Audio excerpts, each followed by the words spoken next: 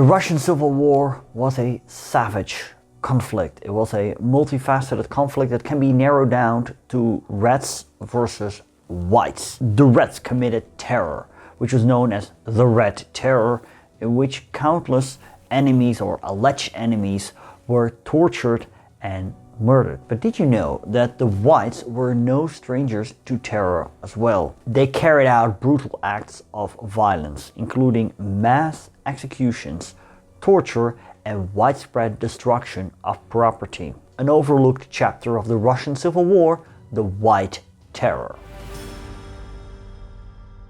Welcome back to the channel. If you're new, I'm Stefan. I'm a Dutch history teacher and I like to cover history for you. And if you find it interesting, well, consider subscribing, hit the notification bell. If you want to support me, you can do so via Patreon or via PayPal or via a super thanks. You can all find the information below the video. When in October 1917, the Bolsheviks seized power in Petrograd, they overthrew the provisional government that had come into place after the February Revolution. As the Bolsheviks claimed the western center of Russia, its opponents gathered in the peripheries west of Petrograd, in southern Russia, the Caucasus, Central Asia, into the vast Siberian expanse. Near Rostov-on-Don, former Tsarist officer Mikhail Alexeyev set up the anti-Bolshevik volunteer army that was later headed by Anton Denikin. This army attracted many officers, and around 170,000 of them would join the White cause. Reason for this was that many were hunted down by angry mobs in the wake of the October Revolution. Besides the volunteer army, there were other White armies such as the Siberian Army, the Northwestern Army, the Vermontians, and the Don Army. The Whites were initially successful,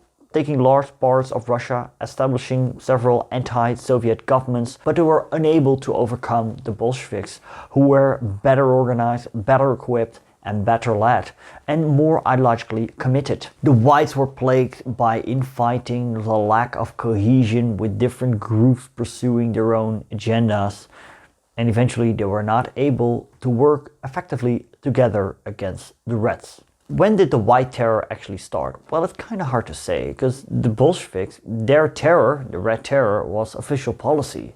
But for the Whites, it never was official policy. In the first half of that year, troops of the volunteer army had made a hasty retreat from Rostov-on-Don towards the Kuban, which is known as the Ice March, not to be confused with the Great Siberian Ice March, which is used to describe the retreat of Admiral Kolchak's Siberian army. Now, during this desperate escape, they crossed the steppe in freezing temperatures amidst a hostile population and left a trail of blood. The Whites were in need of food, and the peasants were not willing to hand their food over to them. But there was also an element of sheer class war and revenge in their violence, as in so many acts of the White Terror, which was a mirror image of the class resentment and hatred that drove the Red Terror. Terror lay at the heart of both regimes. The White were the avengers of those who had suffered at the hands of the revolution. As White Commander Wrangel later wrote, "We had not brought pardon and peace with us, but only the cruel sword of vengeance." One of the worst atrocities during the Ice March occurred at a Russian town called Lezhanka. White officers brutally slaughtered 60 peasants, most of them old men and women. One officer named Roman Gul watched in horror. This was a rude disillusionment for Gul, who had joined the White movement under the illusion that he was fighting for democratic ideals betrayed by the Bolsheviks. He began to wonder if the Whites were in fact any better than the Reds. The White armed forces of General Dmitry Horvat tormented almost every village they entered. Here is what happened in a village called Zinkovka. One man had his ear burned with a hot iron. Another man beat so bad that he has been unable to work since, several ribs broken. His offense was that he did not halt soon enough while driving through the village street. 2 other men were hung up clear of the floor with a rope tied around their wrists until they fainted, let down, and then pulled up again. One man's wrist had the skin torn off all the way around. 2 15-year-old boys were given 40 lashes along with their fathers because they thought their parents had concealed clothes. One of the boys fainted during the flogging. White Admiral Kolchak established a provisional government in Siberia in 1918 with the support of the Allied powers, but his regime was short-lived. he faced opposition of the local population, who were forced to provide labor and resources for his army, and from other anti-Bolshevik groups who disagreed with his leadership. As a result, Kolchak's regime became increasingly repressive and his forces carried out terror in Siberia. This was a campaign of violence and intimidation against perceived enemies of his regime, including Bolsheviks, socialists, and other people they deemed a threat. It was characterized by widespread executions, terror, and other acts of violence. And it was also marked by the use of military tribunals, which handed out summary justice to those they perceived a threat. The campaign was intended to intimidate the local population and crush any resistance to Kolchak's rule. However, this only served to undermine Kolchak's support, both at home and abroad. It was widely criticized by the Allies that initially supported their regime. Eventually, Kolchak was overthrown by a group. He was captured in 1920 and subsequently executed by the Bolsheviks. Anti-Semitism was nothing new in Russia.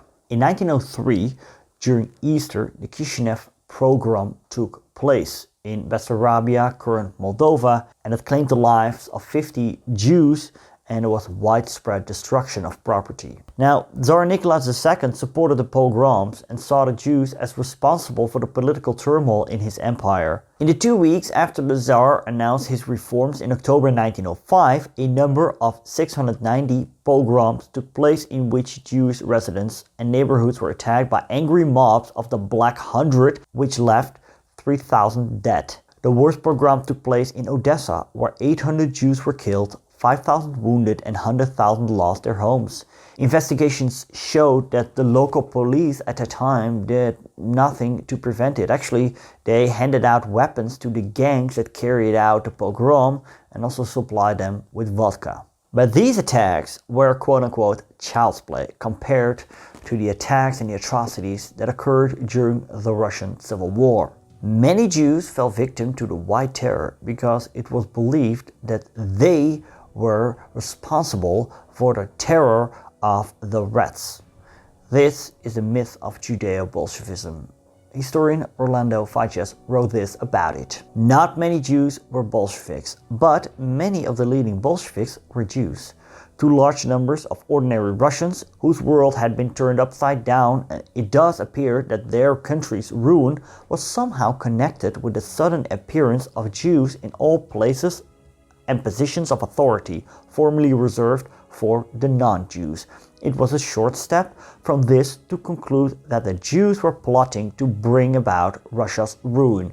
The result was mass Judeophobia. Now, not only the whites attacked Jews during this time, also Ukrainian and Polish nationalists, as well as Makhno's partisans, and it even happened by the Reds. Now, initially, anti-Semitism played a minor role in the Russian volunteer army.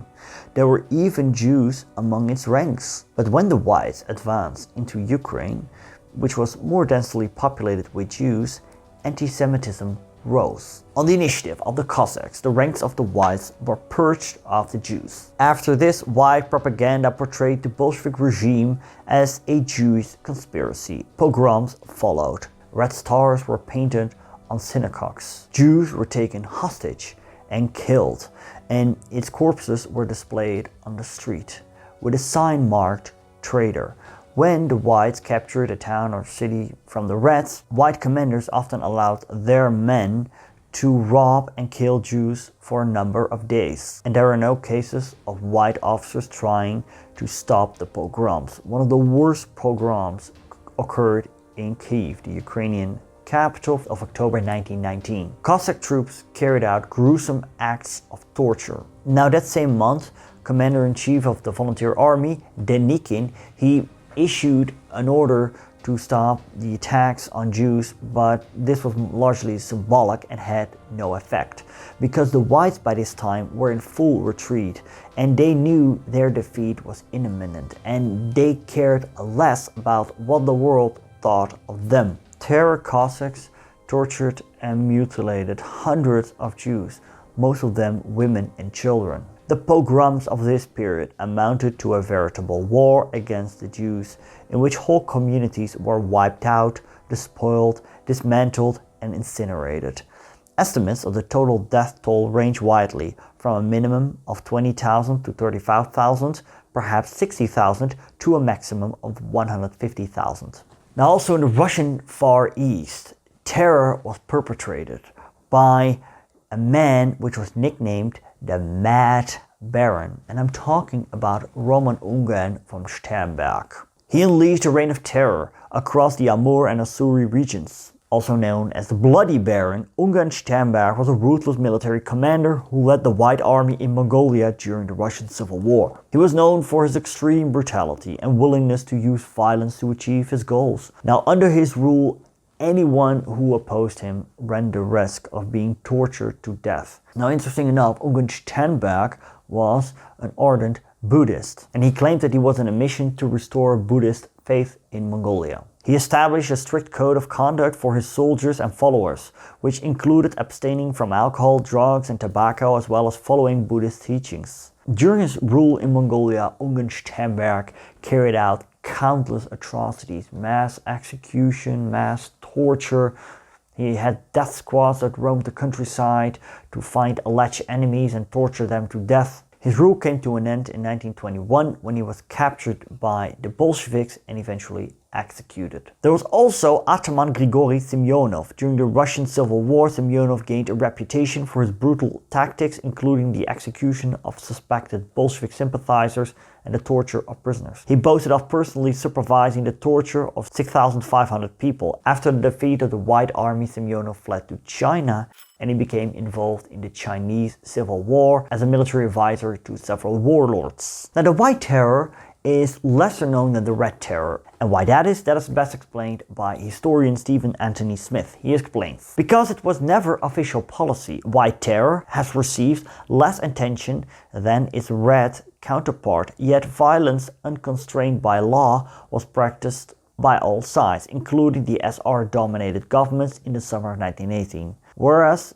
in theory, Red Terror was bureaucratic, carried out by professionals, usually after the formalities of a trial, much White Terror was the consequence of officers allowing their men to go on a rampage. Thanks to my patrons, you see their names on the screen right now, and a special thanks to Thomas Zabiega, Damien Wallace, Connor, Philip Jordan, Marcus Kaas, Nick Terranova, Haley, Mark Littlehill, Janusz Jozinkiewicz, Joan, Juster Tabell, Tanya Dixie, Henry Clarkson, Rob Park, Andrea Martic, Susana Di Bella, John Beach, Fabrizio, Way Back History, Fernando Lopez Ojeda, Luis Bisher, and Mike West. Now, if you want to learn more about the Red Terror, I have this video for you. And if you want to have an overview of the White armies that existed during the Russian Civil War, click here. Thanks for watching and bye for now.